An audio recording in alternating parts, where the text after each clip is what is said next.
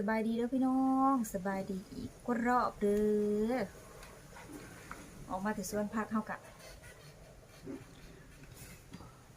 มาต่องานตัวนี้นี่ลูกค้าว่าฝ้าว่าซั่นมาตากขาส่งพี่น้องเลยเพราะว่าลูกค้าซื้อมามีแต่ซื้อส่งขาดพี่น้องนี่นี่แต่ซื้อส่งขาดมาให้อันสร้างแป้งพี่น้องเลยสร้างกันได้มาแป้งได้มาตากมาจูนให้พี่น้องคู่มือนี่เพิ่นเฮ็ดมาเพิ่นเฮ็ดตั้งแต่ส่งขาดส่งยิบบ่แล้วนะพี่น้องมันก็เลยได้อันมาแป้งวันนี้หลายโตพี่น้องเป็นเท่าไรโตนี่นี่แต่ปองง่ายๆ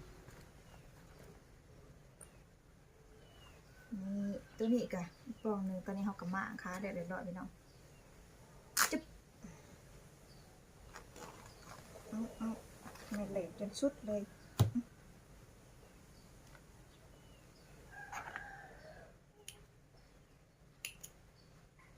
รับสมรับแป้งพี่น้อง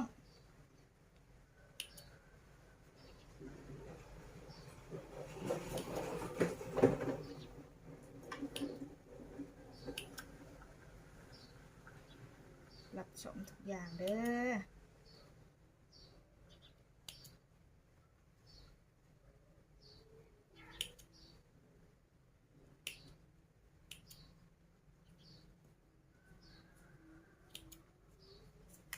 หัวช่วยล็อกดีแทน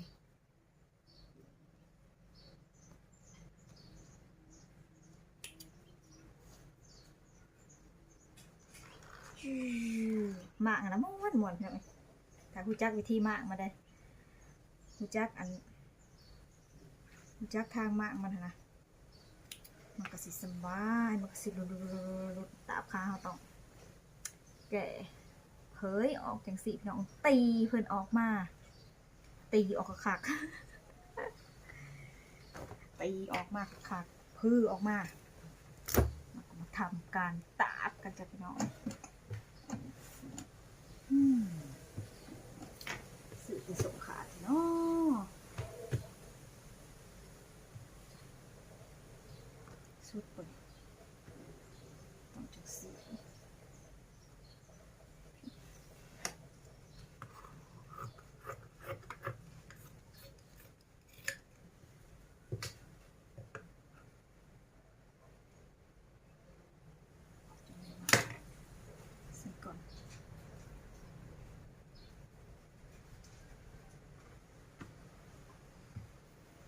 ก็ต้องตากข้างในสอดไว้จังซี่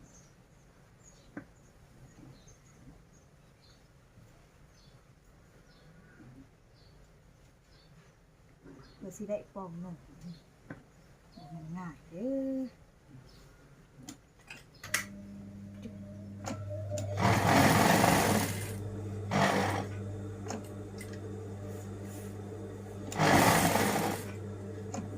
สดเสร็จ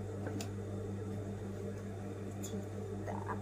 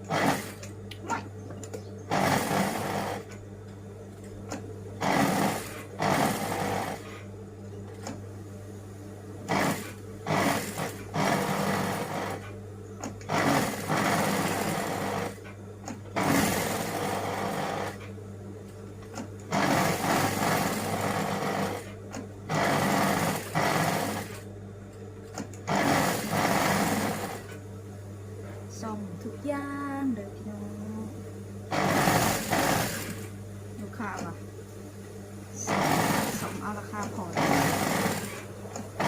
ไม่เห็ดขาดสั่นราคาเต็ม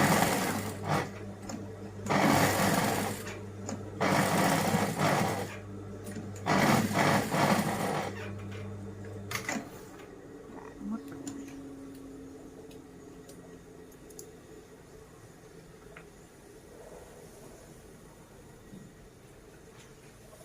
นั่น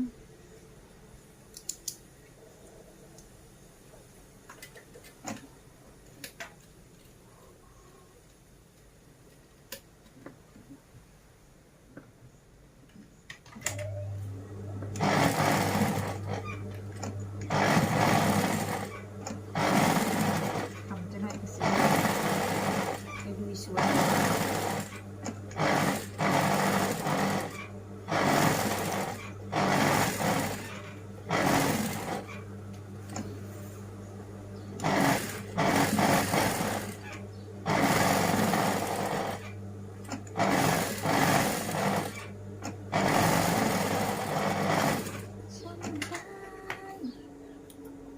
ชอบทุกอย่าง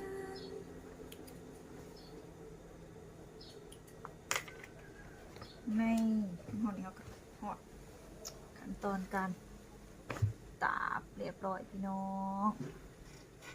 เพราะว่าเขาสิเอาแบบยำธรรมดาเพราะว่าลูกค้าว่าเอาราคาผ่อนเด้อสันเขาก็สิบ่เฮ็ดแบบว่าเขาสิบ่เฮ็ดแบบว่า100%ให้ได้พี่น้องเอาตามราคาเฮียห้องมาขอมายังไงสั่งจัดให้เลยเพราะว่าเพิ่นว่า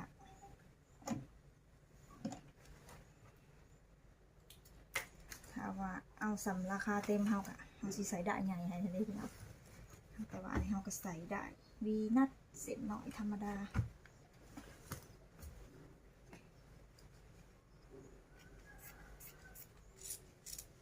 ก็จะหนีบออกไป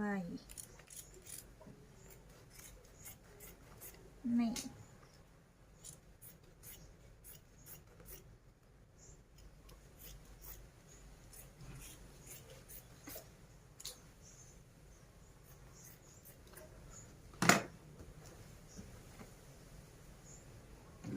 ตรงนี้ขึ้นมาก็จะเป็นอัเซสสิบพี่น้อง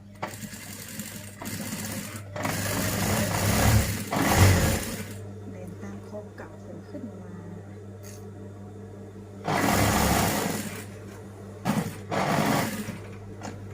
นี่เป็นอันเรียบร้อยจ้ะพี่น้องเรียบร้อยไปหนึ่งตัวโอเคเลยจ้ะพี่น้องเอาหนีก็ขอจบคลิปเพียงสนี้เด้อฝากกดไลค์กดแชร์กดติดตามช่องน้องไม้ออฟฟิเชียลเพื่อเป็นกำลังใจทำคลิปต่อไปนะจ๊ะจ้า